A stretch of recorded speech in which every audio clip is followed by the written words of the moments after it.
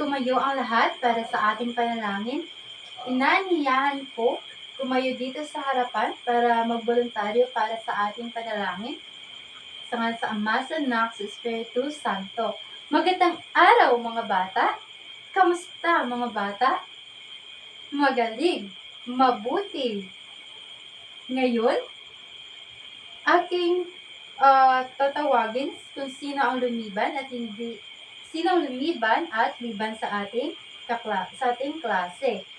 Ngayon, tatawagin ko ang unang pangalan, Jenny Ruma, Jeremiah Lagtapon, Jeanette Nonato.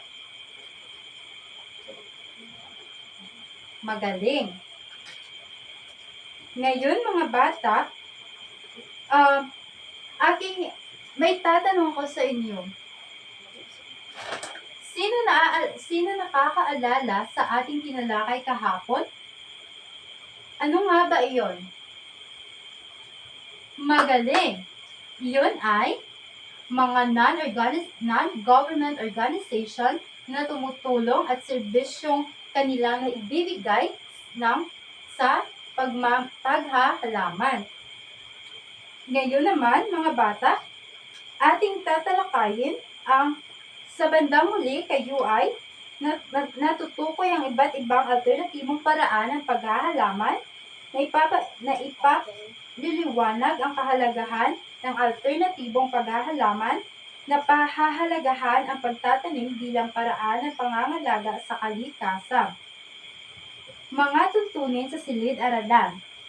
Ating tuntunin mga bata, kayo ay makinig ng mabuti.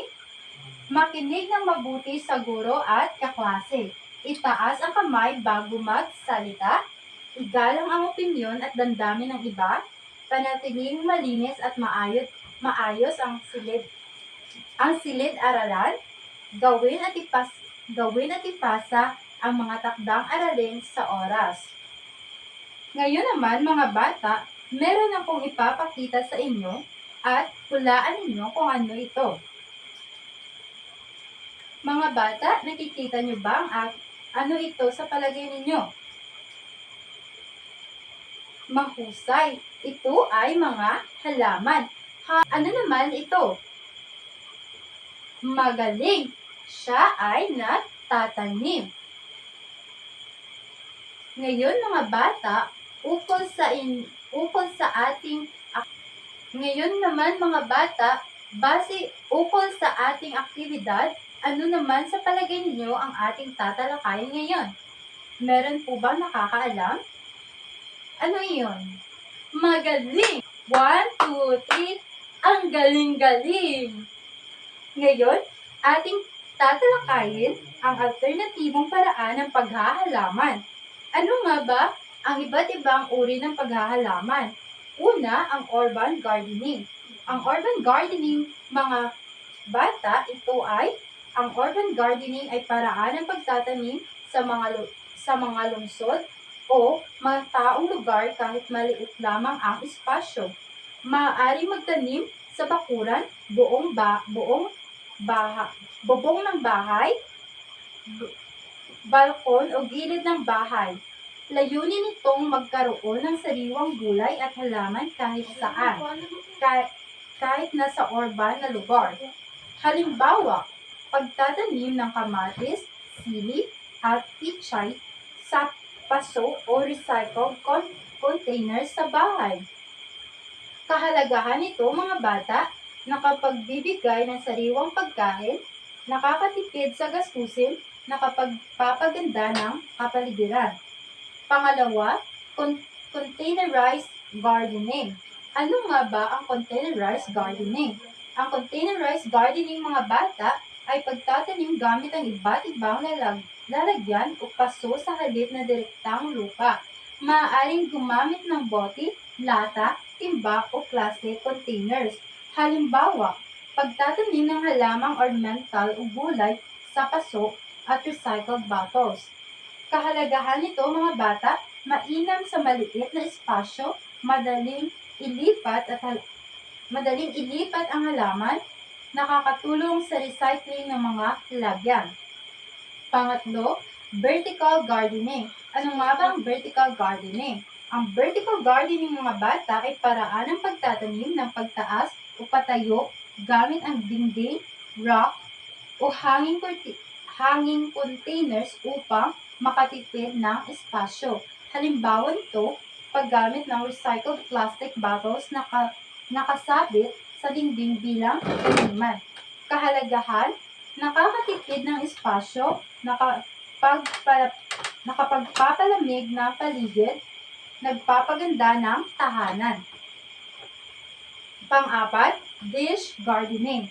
Ang dish gardening ay pagtatanim ng maliit na halaman sa mababaw na lalagyan o dish upang makabuo ng magandang disenyo.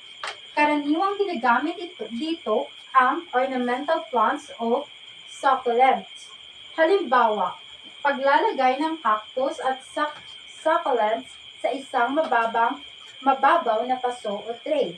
Kahalagahan, ginagawang dekorasyon sa bahay, nakapagbibigay ng aliwalas at kagandahan, madaling alagaan. Panglima, hydroponics.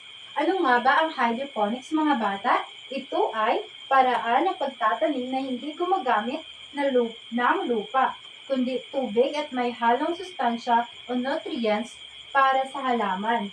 Halimbawa, pagtatanim ng lettuce gamit ang nutrient solution sa mga PVC pipes.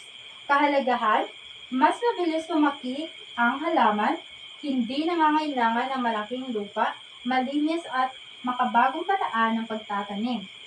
Pang-anim, aquaponics. Ang aquaponics ay pinagsamang aquaculture at hydroponics. Ang dumi ng isda ang nagsisilbing sustansya ng halaman, habang nililinis naman ng halaman ang tubig para sa isda. Halimbawa, pag-aalaga ng tilapia habang nagtatanim ng kangkong o lettuce sa iisang sistema. Kahalagahan, nakapagbibigay ng halaman at isda, nakakatipid sa tubig, makakalikasang pamamaraan. Pang-pito, aeroponics. Ano nga ba ang aeroponics mga bata? Ito ay paraan ng pagtatanim kung saan nakabitin sa hangin ang ugat ng halaman at ini-sprayan ito ng nutrient mist o sustansyang tubig. Halimbawa, pagtatanim ng litos sa enclosed systems gamit ang spray nutrients. Kahalagahan mga bata, mas mabilis ang paglaki ng halaman, kaunting tubig lamang ang kailangan, makabagong teknolohiya sa agriculture. Ngayon mga bata, inyo po ba naiintindihan ang ating tinalakay ngayon? Mahusay. Ngayon, meron tayong evaluasyon ng pagkatuto, pagtataya at paninilay. Sagutan lamang ninyo ang katanungan. Pagtataya, ano ang hydroponics? Ano ang vertical gardening?